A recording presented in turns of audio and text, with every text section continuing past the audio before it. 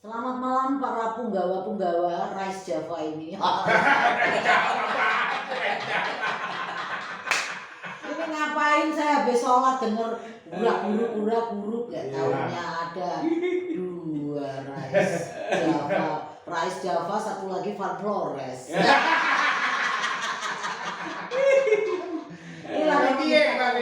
Alhamdulillah, kabar baik. Gimana ini? Di tengah alusista, di antara kalian berdua menjadi bagian dari mafia atau calonnya? Saya mafia alusista.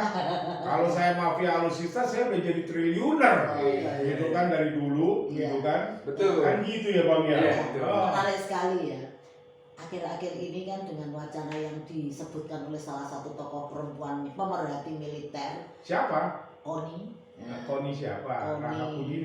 Koni Rahakunini. Ya, kenapa nih? Dia kan mengatakan bahwa dia menyebutkan mafia di alusista di Kemenham itu adalah Madam F, Madam M. Kok bisa dibilang gitu? Nah ini Mr. M. Ya, Madam juga perempuan katanya, mantan artis juga disebut. Itu sangat menguasai. Lah ya iya nih. Kenapa Ibu bisa mengatakan seperti itu? Kok saya mengatakan ini pemberitaan. Ada pemberitaan Ini pemberitaan. Siap. It's not my statement. Siap. Oke. Jadi nggak usah jauh-jauh dulu. Orang-orang tingkat grassroots kan mafia. Nah, di sini ada dua orang ini, Van Rice Java sama Van NTT.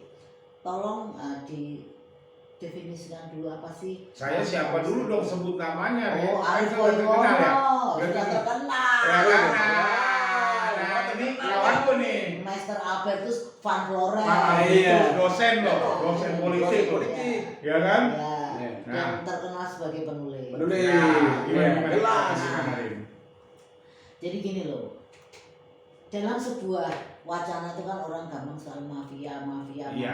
Orang kalau bicara mafia kan pasti orang itu konotasinya adalah orang yang melakukan penggelapan, kan? pemalakan, pencurian. Ini bukan pencuri lagi mas. Kalau pencuri itu maling ayam, ini perampokan, markup. Markup itu namanya. Markupnya nggak tanggung-tanggung Ya. mas, 40 sampai 50%. Apanya?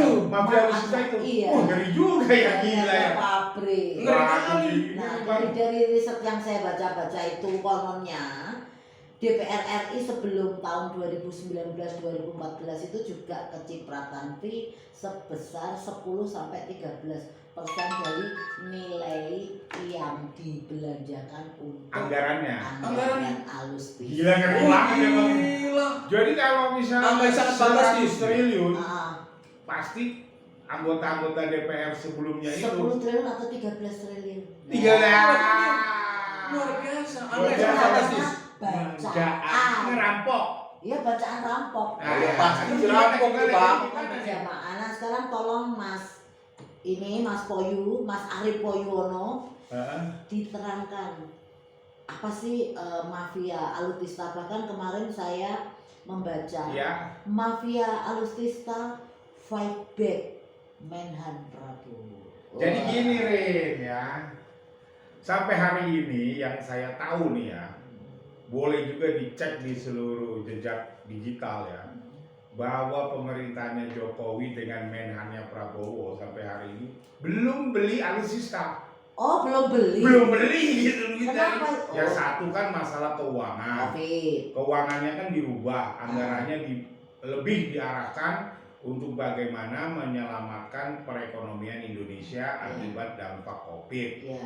Berarti mafia alusista ini itu berarti terjadi pada pemerintah sebelumnya. Lah iya, sebelum Prabowo jadi Menhan. Banyak mafia alusista.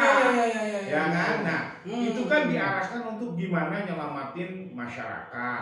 Bagaimana untuk menyelamatkan masyarakat itu menyediakan misalnya vaksin. Negara kan beli vaksin mahal loh triliunan. Terus membeli kur kan, terus untuk program prakerja. Nah, lebih banyak diarahkan ke sana sekarang dana-dana anggarannya. Jadi dikalahkanlah dana anggaran untuk alusista. Jadi belum beli. Nah, aku mau kasih tahu nih Bang Alvitus ya. Sepengetahuan saya. Jadi ya kalau Bang Alvitus dulu nih sebelum Prabowo jadi Menhan, ya cuman dengan secari kertas nih, gitu. ya kan pengangkatan jadi agen dari pabrik-pabrik marketing lah, alutsista di luar negeri. Iya. Ini udah bisa ikut tender nih Kemenhan, ya kan? Nah di sini nanti dia ini, ya si agen-agen ini kerjasama nih, dia nawarin ke anggota DPR RI agar menyiapkan anggaran untuk Kemenhan belanja alutsista, misalnya beli tank, beli pesawat, beli kapal silem, ya macam-macam beli lah, peluru macam-macam lah ya. Nah anggarannya ini digiring. Nah nanti oknum-oknum DPR RI ini dapat fee dari agen-agen ini. Bacaan yang tadi 10 sampai 13%. Dan nanti diberikan juga nih kepada tikus-tikus di Kemenhan sebelum Prabowo. Ya, bisa sampai 20-30%. Berarti perampokan ini terencana dan terstruktur. Nah, sekarang ya saya ini orang yang paling tahu Prabowo siapa. Iya. Prabowo itu kalau mau beli apa-apa maunya langsung ke pusatnya, ke pabriknya. Prinsip ekonomi. Bukan, dia pengen tahu misalnya dibuatnya bagaimana, bahannya apa, kualitasnya gimana. Dia ingin tahu langsung ke pabrik. Nah jadi sekarang ini Prabowo jadi Menhan, dealingnya langsung sama pabrik. Lah yang mampu semua sekarang agen-agen ini. Lah agen-agen ini sekarang fight back ke Prabowo, gitu kan. Udah merasa nyaman. Sampai-sampai nih ya, ada yang mau operasi supaya Prabowo nggak jadi Menhan. Padahal Pak Jokowi itu paling percaya sama si Prabowo. Karena dia paham tentang hal itu.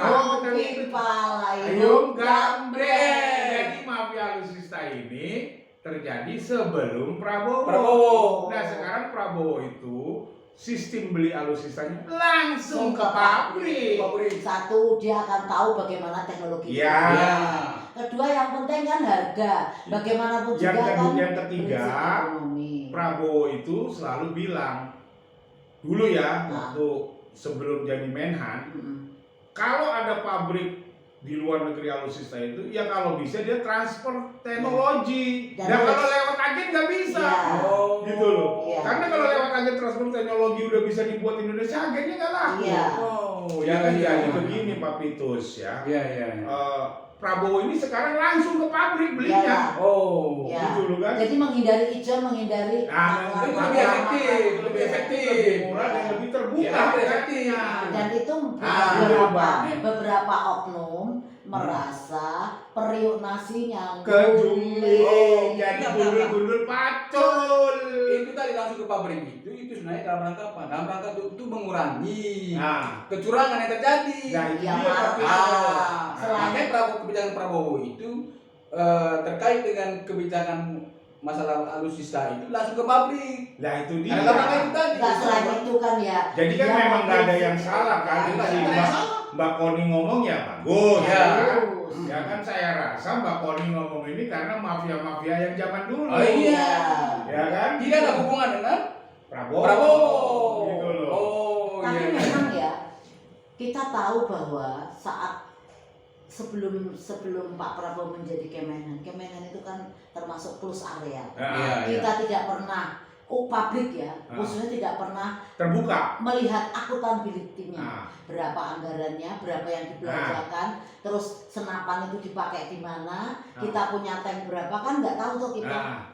Seharusnya kan hari ABRI 5 Oktober itu dipublish dong ke publik. Nah kita punya apa ini kan enggak kan. Nah si Prabowo ini sekarang pengen buka semua. Ya kan belinya kebakaran jenggot itu mafia alutsista. Ya kan? Ya termasuk teman-teman yang terlibat di DPR. Lah ya iya gitu loh. Nah ini ya. Wah gawat itu. Hati-hati loh, saya laporin ke KPK semua. Saya punya buktinya. Betul. Kayak misalnya PTDI itu, Rin. Bisa masuk penjara semua. Tentang pengadaan alutsista helikopter itu semua. Itu yang laporin Serikat Pekerja BUMN. Saya udah tahu Pak Pitus. Siapa anggota DPR RI sebelum tahun 2019 pemain mafia alutsista Pak Pitus. Nah, menurut Pak Pitus gimana? Jelas itu. Secara politik gitu. Secara politik. Apa sih yang diarahkan sebenarnya? Jadi itu soal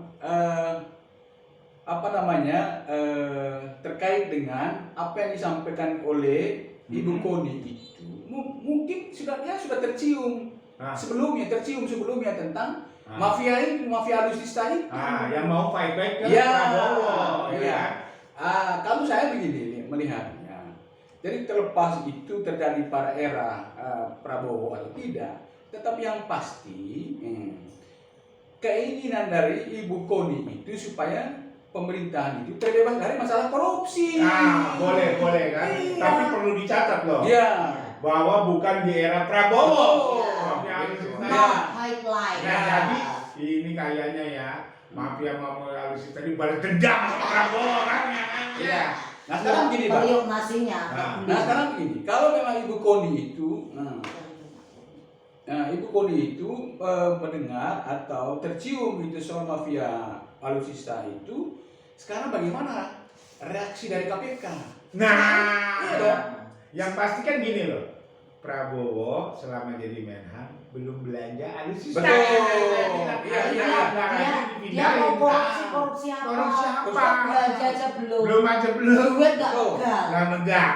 Iya. Cuman angka doang, tapi Angka belum doang. keluar, belum ada kan. Ya, betul. Jadi yang disebut mafia alutsista iya sebelum Prabowo.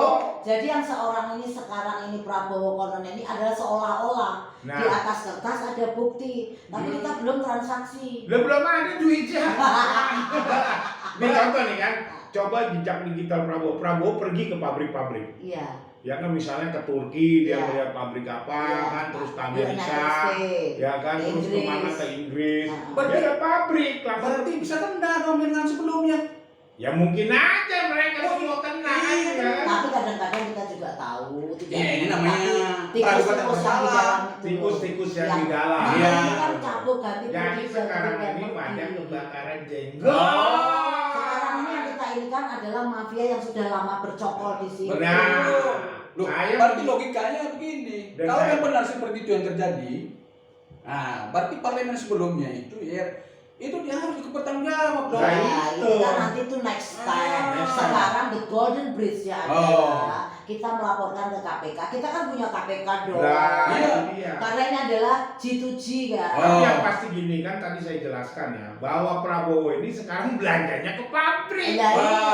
Langsung. Sistem ekonomi dan Artinya transportasi bisa lebih murah Ya. dari Ya. harga yang ditawarkan para mafia Ya. alutsista. Jadi artinya gini, Pak Prabowo ini dengan belanja ke pabrik sudah menyelamatkan duit negara anggaran Oh. belanja negara. Ratusan triliun loh. Nah, iya. Iya, iya, Dan iya, itu iya. bisa digunakan untuk Hal yang hal lain. yang lain. lebih berguna. Yang bisa Apa? COVID, Ya. Ya. Orang miskin. pembangunan Nah, iya. pertanian. Betul. Jangan dibuat bancaan atau Nah, koleksi itu dia. berjamaah. Betul. Wah, menarik sekali tuh. Kemarin, ya, Nah, kemarin itu. kita Ya. mau melanjutkan gerhana bulan. Wah,